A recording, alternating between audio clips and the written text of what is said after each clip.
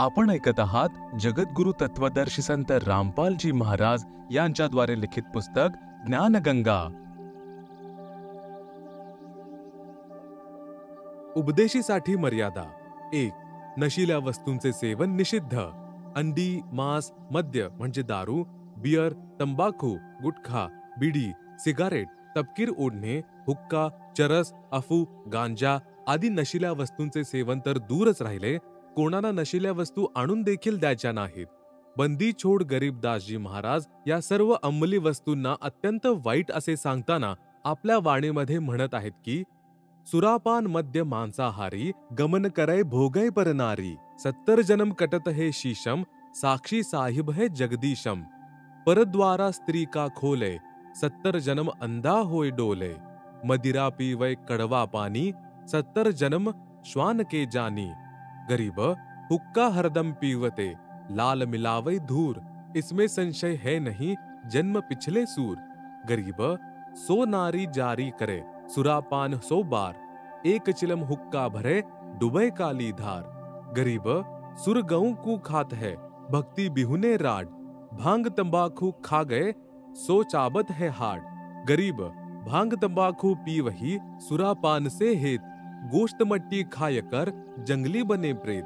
गरीब पान तंबाकू चाब ही, नास नाक में देत, सो तो इराने गए जूं भड़बूजे का रेत। गरीब भांग तंबाकू पी वही, गोश्त गला कबाब, मोर मृग को भकत है देगे कहा जवाब। 2. तीर्थस्थानांवर जाणे निषिद्ध। कोणत्याही प्रकारचे व्रत करायचे नाही, कोणतीही तीर्थयात्रा करायची नाही, नाही कुठले गंगा स्नान वगैरे करायचे, नाही कोणत्याही अन्य धार्मिक स्थळावर स्नानासाठी किंवा दर्शनासाठी जायचे, कोणत्याही मंदिर व इष्टधामात पूजा व भक्तीच्या भावाने जायचे नाही की या मंदिरात भगवान आहे। भगवान कोणी पशु तर नाही आहे की पुजाऱ्याने त्याला मंदिरामध्ये बांधून ठेवले आहे। भगवान तर कणाकणात व्यापलेला आहे। या सर्व साधना शास्त्रांविरुद्ध आहेत। जरा विचार करून पहा की ही सर्व तीर्थस्थळे जसे जगन्नाथाचे मंदिर, बद्रीनाथ, हरिद्वार, मक्का मदीना, अमरनाथ, वैष्णोदेवी, वृंदावन, मथुरा, बरसाना, अयोध्या राम मंदिर, काशी धाम, चुडानी धाम आदी मंदिर, मस्जिद, गुरुद्वारा, चर्च व इष्टधाम इत्यादी अशी स्थळे आहेत जेथे कोणी संत राहत होते। त्यांनी तेथे आपली भक्ती साधना करून आपल्या भक्तिरूपी धनाचा संचय केला, शरीराचा त्याग करून आपल्या इष्टदेवाच्या लोकी निघून गेले। तत्पश्चात त्यांच्या स्मृती जतन करण्यासाठी त्या ठिकाणी कोणी मंदिर, कोणी मस्जिद, कोणी गुरुद्वारा, कोणी चर्च वा कोणी धर्मशाळा इत्यादी बनवले, जेणेकरून त्यांची आठवण राहील आणि आमच्यासारख्या तुच्छ प्राण्यांना प्रमाण मिळत राहील की आम्हाला देखील असेच कर्म केले पाहिजे जसे या महान आत्म्यांनी केले। ही सर्व धार्मिक स्थळे आम्हा सर्वांना हाच संदेश देतात की जशी भक्ती साधना या प्रसिद्ध संतांनी केलेली आहे तशीच आपणही करा। त्यासाठी आपण अशा प्रकारे साधना करणाऱ्या व सांगणाऱ्या संतांचा शोध घ्या व नंतर ते जसे सांगतील तसेच करा। नंतर मात्र अशा स्थानांचीच पूजा सुरू झाली की जी बिलकुल व्यर्थ आहे व शास्त्रांविरुद्ध आहे। ही सर्व स्थाने तर अशा एका स्थानासारखी आहेत की जेथे कोणा हलवायाने भट्टी लावून जिलेबी, लाडू इत्यादी पदार्थ बनवून स्वतः खाल्ले आणि आपल्या नातेवाईकांना, मित्रांना खाऊ घालून निघून गेला। त्यानंतर त्या स्थानावर आता तो हलवाईही नाही आणि मिठाई देखील नाही। तेथे उरली आहे ती केवळ भट्टी। ती भट्टी आपणाला मिठाई बनवायला शिकवू शकत नाही आणि आपले पोट म्हणजे उदरही भरू शकत नाही। आता एखादा म्हणाला की चला बंधूंनो, तुम्हाला ती भट्टी दाखवून आणतो जेथे एका हलवायाने मिठाई बनवली होती, चला जाऊन येऊया। तेथे जाऊन भट्टी पण बघितली आणि 7 चक्करही मारून आले। काय तुम्हाला मिठाई मिळाली? तिथे तुम्हाला मिठाई बनवण्याची प्रक्रिया सांगणारा हलवाई भेटला का? यासाठी तुम्हाला तसाच हलवाई शोधावा लागेल जो अगोदर तुम्हाला मिठाई खाऊ घालेल आणि ती बनवण्याची पद्धत देखील सांगेल। त्यानंतर तो जे सांगेल फक्त तेच करावे, अन्य नाही। अगदी अशाच प्रकारे तीर्थस्थानांची पूजा न करता तशाच संतांचा शोध घ्या जे शास्त्रानुसार पूर्ण परमात्मा कबीर साहेबांची भक्ती करतात व सांगतात। मग जसे ते सांगतील केवळ तसेच करावे, आपल्या मनाप्रमाणे काहीही करू नये। सामवेद संख्या नंबर 1400 उतारचिक, अध्याय नंबर 12, खंड नंबर 3, श्लोक नंबर 5, संत रामपालदास यांच्याद्वारे भाषांतर।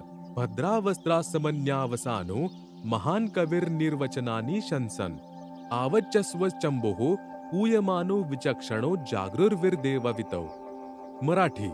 चतुर व्यक्तींनी आपल्या वचनांद्वारे पूर्ण परमात्मा म्हणजे पूर्ण ब्रह्म यांच्या पूजेचा सत्यमार्ग न दाखवता अमृताच्या स्थानावर अन्य उपासना जसे भूतपूजा, पितृपूजा, श्राद्ध घालणे, 3 गुणांची पूजा, रजगुण ब्रह्मा, सद्गुण विष्णू, तमगुण शंकर, तसेच ब्रह्मकालची पूजा, मंदिर, मस्जिद, गुरुद्वारा, चर्च व तीर्थस्थानी जाणे, उपवासापर्यंतची उपासना, फोडरूपी जखमेतून निघणाऱ्या पूसमान घाणीचे आदरयुक्त आचमन करवीत असतात. त्याला परम सुखदायक पूर्ण ब्रह्म कबीर साहेब सहशरीर साधारण वेशभूषेमध्ये वस्त्र याचा अर्थ आहे वेशभूषा. संतांच्या भाषेत याला चोला देखील म्हटले जाते. जसे एखाद्या संतांनी शरीराचा त्याग केला तर म्हणतात महात्मा तर चोला म्हणजे शरीर सोडून गेले. सतलोकातील शरीरासारखे दुसरे तेजपुंज शरीर धारण करतात. सर्वसामान्य व्यक्तीसारखे जीवन जगून काही दिवस या संसारामध्ये राहतात. आपल्या शब्दसाखी यांच्या माध्यमातून सत्यज्ञानाचं वर्णन करतात. पूर्ण परमात्मा यांचे लपलेले वास्तविक सत्यज्ञान आणि भक्ती जागृत करतात. गीता अध्याय नंबर 16 श्लोक नंबर 23. यह शास्त्राविधिम उत्सृज्य वर्तते कामकारतः न सहा सिद्धिम अवाप्नोति न सुखम न पराम गतिम. अनुवाद. जो पुरुष शास्त्रविधींचा त्याग करून आपल्या इच्छेने मनमाने आचरण करतो तो ना सिद्धीला प्राप्त होतो, ना परमगतीला आणि ना सुखालाही. गीता अध्याय नंबर 6 श्लोक नंबर 16. न अति अश्नतः तु योगः अस्ति न च एकांतम अनश्नतः न च अति स्वप्नशीलस्य जागृतः न एव च अर्जुन. अनुवाद. हे अर्जुन, हा योग अर्थात भक्ती ना अति खाणाऱ्यांची किंवा काहीच न खाणाऱ्यांची, नाही एकांत स्थानी आसन लावून साधना करणाऱ्यांची, तसेच नाही खूप झोपणाऱ्यांची किंवा नाही नेहमी जागे राहणाऱ्या व्यक्तींची सिद्ध होते. पूजे देई धाम को शीश हलावे जो गरीबदास साची कहे हद काफिर है सो.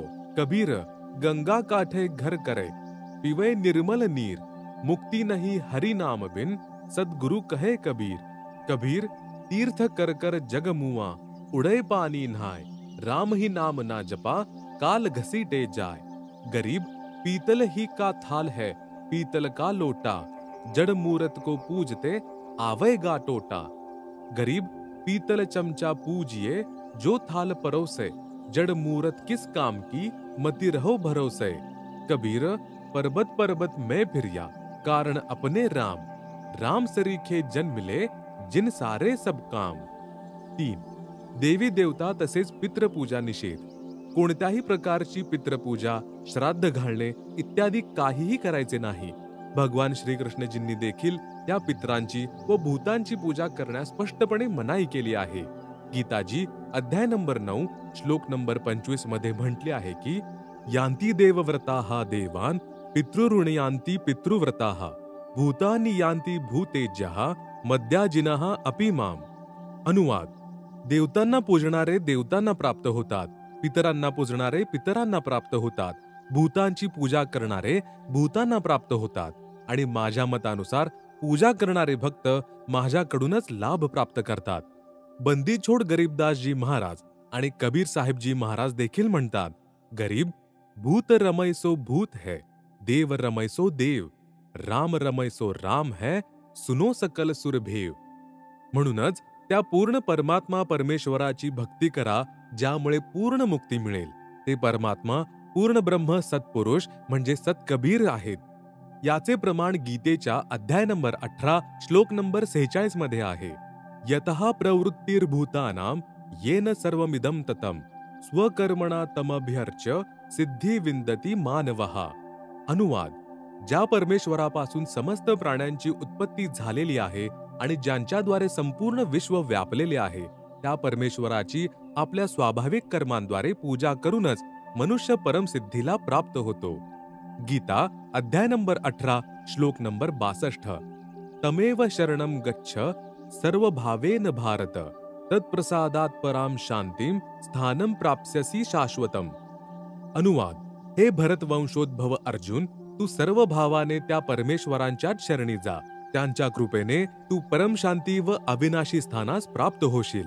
सर्व भावाचे तात्पर्य असे आहे की कोणतीही अन्य पूजा न करता मन कर्म वचनाने एकाच परमेश्वरावर श्रद्धा ठेवणे. गीता अध्याय नंबर 8 चा श्लोक नंबर 22. पुरुषः स परः पार्थ भक्त्या लभ्यस्त्वनन्यया यस्यांतः स्थानी भूतानी येन सर्वमिदं ततम्.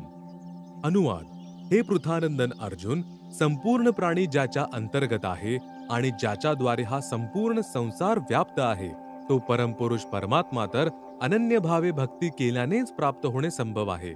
अनन्य भक्तीचे तात्पर्य असे आहे की एक परमेश्वर म्हणजे पूर्ण ब्रह्म यांची भक्ती करणे, दुसऱ्या देवी देवता म्हणजेच तीनही गुणांची म्हणजे रजगुण ब्रह्मा, सद्गुण विष्णू, तमगुण शिव यांची नाही.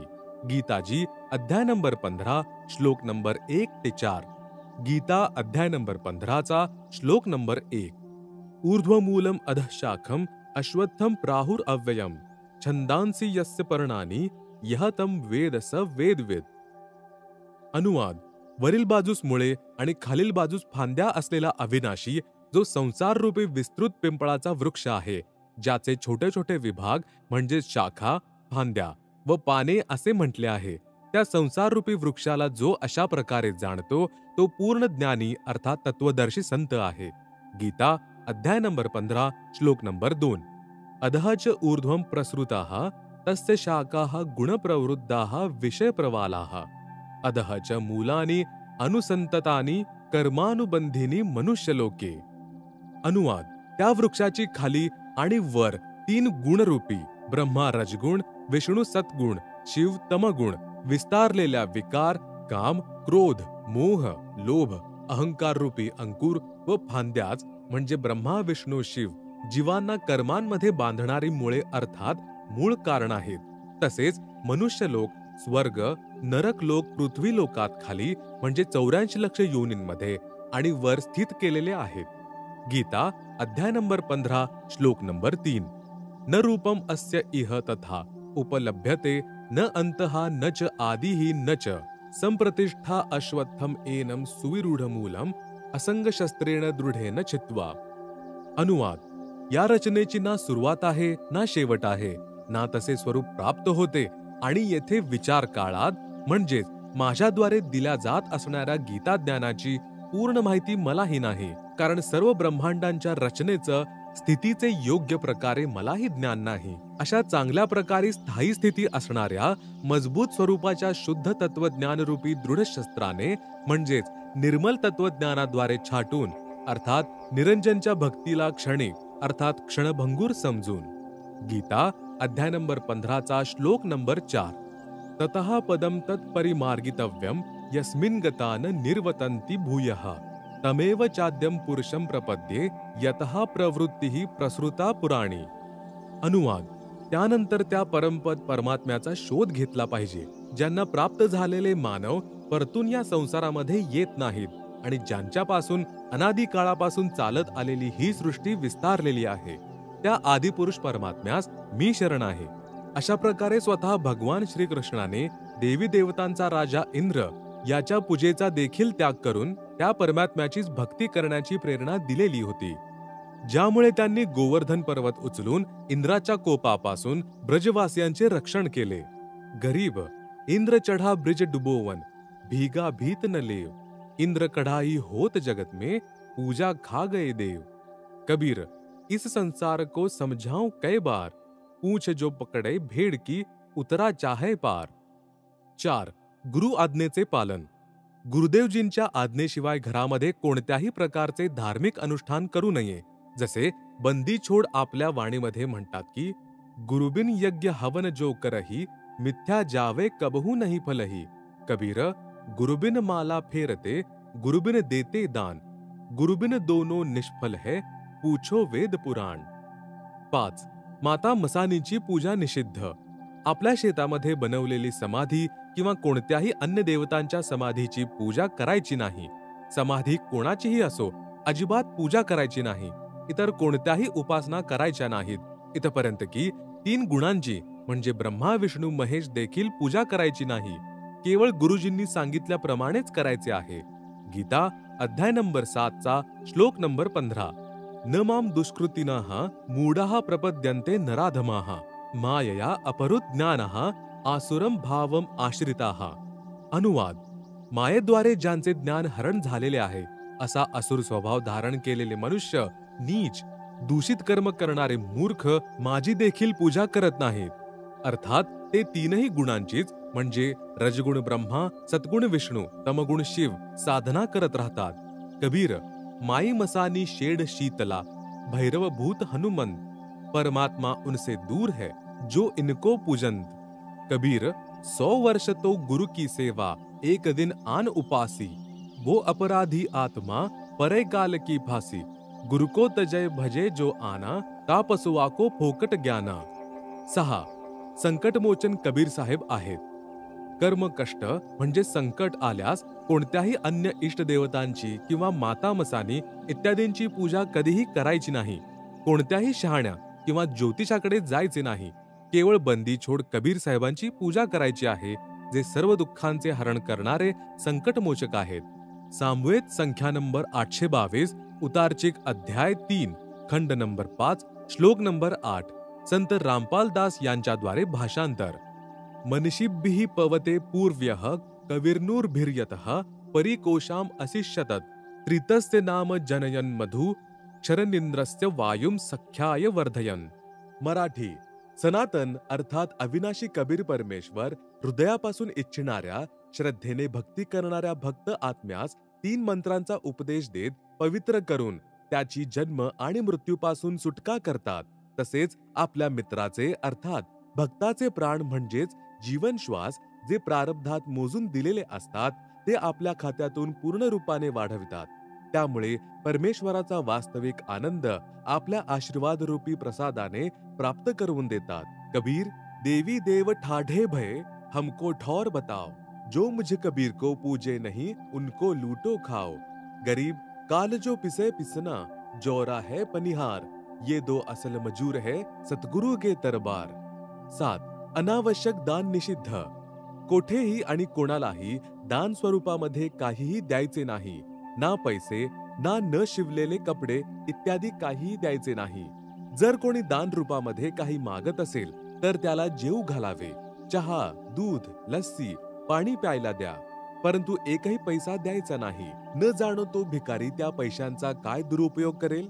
जसे एका व्यक्तीने कोण्या भिकाऱ्याची खोटी कथा ज्यामध्ये तो सांगत होता की त्याची मुले उपचाराविना तडफडत आहेत, काही पैसे देण्याची कृपा करावी, ऐकून भावनावश होऊन 100 रुपये दान दिले.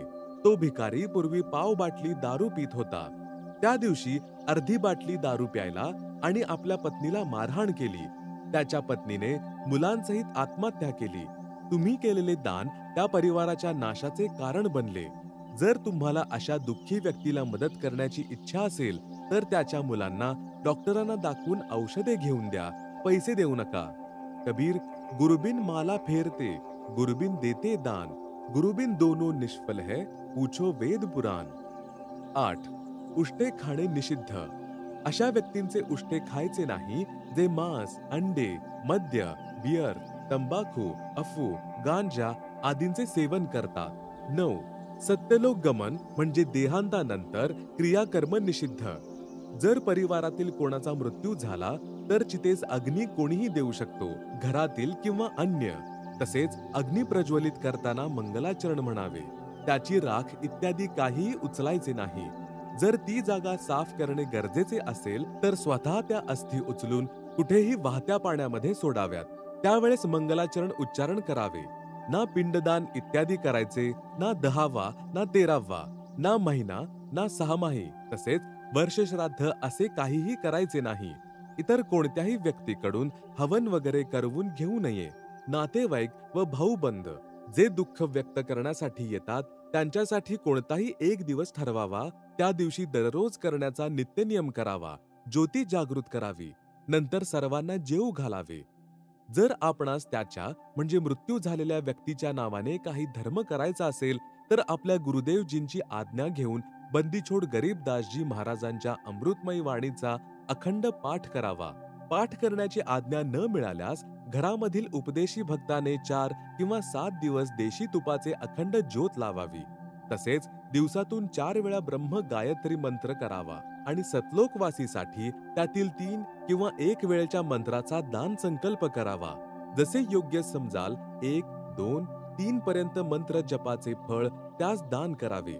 दररोज प्रमाणे ज्योती व आरती नामस्मरण करत राहावे. हे लक्षात ठेवत की कबीर साथी हमारे चले गए, हम भी चालन हार. कोए कागज में बाकी रह रही, ताते लगी है वार. कबीर देह पडी तो क्या हुआ, झूठा सभी पटीत. पक्षी उड्या आकाश को, चलता कर गया बीट.